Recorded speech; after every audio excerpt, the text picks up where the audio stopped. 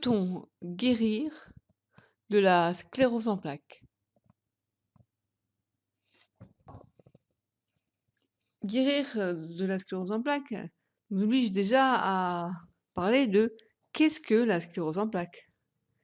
Pour ceux qui ne le savent pas, la sclérose en plaques est une maladie auto-immune, une maladie, hem, du système nerveux central qui touche, principalement les femmes, mais les hommes aussi. Il y a, différentes formes de sclérose en plaques, principalement 2 formes. On a la forme rémitante avec des rémissions, donc des crises de la maladie, puis des rémissions, et la forme progressive, où là, il n'y a pas de rémission. Ça peut être soit d'emblée progressive, la personne ne connaîtra jamais de poussée, donc il y aura plutôt elle ne connaîtra jamais de rémission, hein. C'est un peu comme si c'était une poussée en continu qui s'aggrave et puis, la forme secondairement progressive où après avoir connu des années avec la forme rémitante, on finit par ne plus avoir de poussée. Bon après il y a des phases, transitionnelles où il peut y avoir encore des poussées qui résiduelles, mais on va aller dans l'augmentation du handicap sans pour autant connaître des crises de la maladie.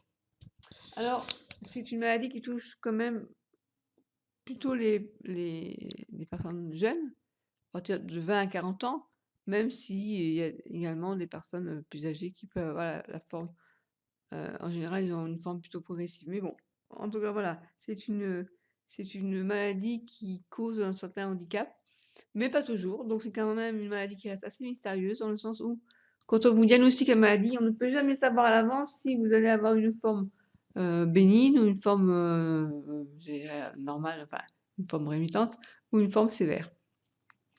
Donc il faut rester vraiment, optimiste et la première question qu'on se pose, bien sûr, quand on nous apprend qu'on a la sclérose en plaques, c'est: «Est-ce qu'on peut guérir de cette maladie?» À ce jour, on nous dit que non.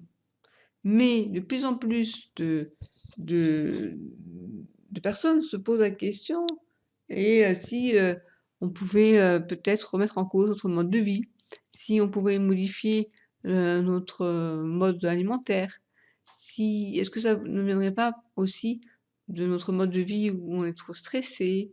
Voilà, donc on va parler de la gestion des émotions et du stress. On va aussi se poser la question de changer son régime alimentaire. Donc à ce jour, on nous dit que non, ce n'est pas possible de guérir, mais il y a certaines personnes qui vont vous dire: «Moi, j'ai guéri de la sclérose en plaques», en sachant que parler de guérison de ce genre de maladie est quand même assez dangereux dans le sens où, on peut vivre une rémission pendant des années et pour autant avoir encore la maladie, mais elle s'est mise en mode silencieux. Moi, pendant des années, je n'avais pas de poussée. J'avais à l'époque une forme rémitante et maintenant qu'elle a été diagnostiquée, elle est passée en forme secondairement progressive. Donc vous pouvez lire, parce que c'est la personne qui en a parlé, le livre de Julien Vernesson, non pardon, Julien Vénesson, «Vaincre la sclérose en plaques», où il propose un programme alimentaire ainsi que des mesures d'hygiène de vie. Alors, ce qui est intéressant de savoir, c'est que, ben, bien sûr, on est toujours attiré par aller voir, les méthodes qu'on nous propose qui pourraient peut-être, et si jamais ça pouvait nous aider, bien sûr. Mais la conclusion qu'on peut en retenir, c'est que, hem, moi, personnellement, je ne suis pas sûre que, hem, on puisse sortir un programme, adaptable à toute personne. Que si ce régime s'est révélé, bénéfique pour telle personne, ça ne veut pas dire que toutes les personnes, qui souffrent de sclérose en plaques vont être réceptives de la même manière à ce programme. Mais c'est intéressant de se pencher sur la question. On est actuellement 100 000 personnes à avoir la maladie en France, 2,5 millions dans le monde. Alors il y a actuellement une étude qui a été faite, qui est faite aux États-Unis. C'est Terry Holt, vous avez dû en entendre parler, qui elle a testé le sans gluten et sans produits laitiers. On peut parler, nous, en France, de la méthode signalée, la méthode Kousmine. Donc à ce jour, vous pouvez essayer des régimes alimentaires, bien sûr, en parlant aussi à votre médecin traitant, hein. Faut être suivi, c'est important.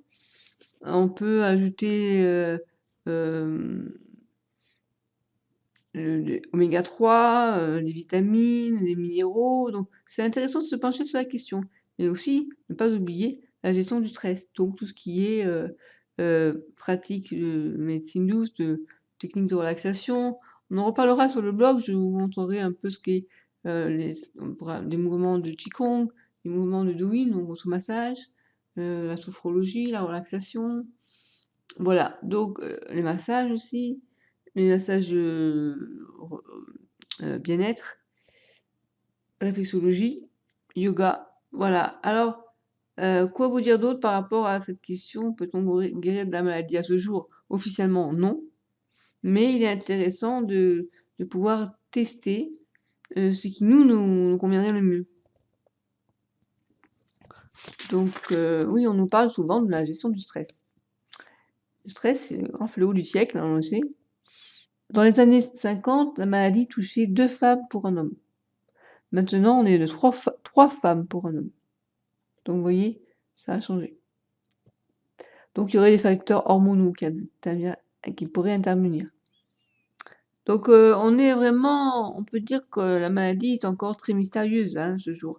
Il y a 20 ans, on disait aux femmes de ne pas tomber enceinte, et puis maintenant on dit bien sûr qu'on peut avoir des enfants, voilà. Donc la les données qu'on a actuellement ont changé, hein, et la recherche avance au niveau de la sclérose en plaques, de forme, rémitante. On peut dire qu'on a fait reculer le handicap. En ce sens qu'on a de moins en moins de poussées de sclérose en plaques et si, la personne a de nombreuses poussées, elle peut changer, on va lui modifier son traitement. Avant, on n'avait que des traitements, par voie, intraveineuse ou donc en fait, soit en sous-cutané, soit en intramusculaire. De nos jours, on a aussi des par voie orale. Maintenant l'administration a changé. Voilà. Après, il y a d'autres choses qui arrivent, c'est-à-dire que, voilà, là maintenant faut faire attention aux risques des effets secondaires par rapport au traitement qu'on va choisir. Choisir un traitement de fond n'est jamais si simple que ça. Voilà, en tout cas, si on ne peut pas guérir, proprement parler, de la sclérose en plaques, on peut s'interroger sur comment mettre en silence la sclérose en plaques. Parce que, vous voyez, moi, sans rien prendre, c'est-à-dire pendant des années, je ne savais pas que j'avais cette maladie, je n'ai pris aucun traitement et pendant des années, je n'avais plus de poussée. Et puis bon, bah, quand j'avais une poussée, elle durait 15 jours, elle partait et c'est ce qui m'a occasionné, des problèmes psychologiques puisqu'on me disait, «C'est dans la tête, mais non, elle raconte des bêtises, elle a rien», et donc à force, j'avais pas confiance en moi. Je croyais que le médecin avait raison et j'avais honte de parler de ce que je ressentais.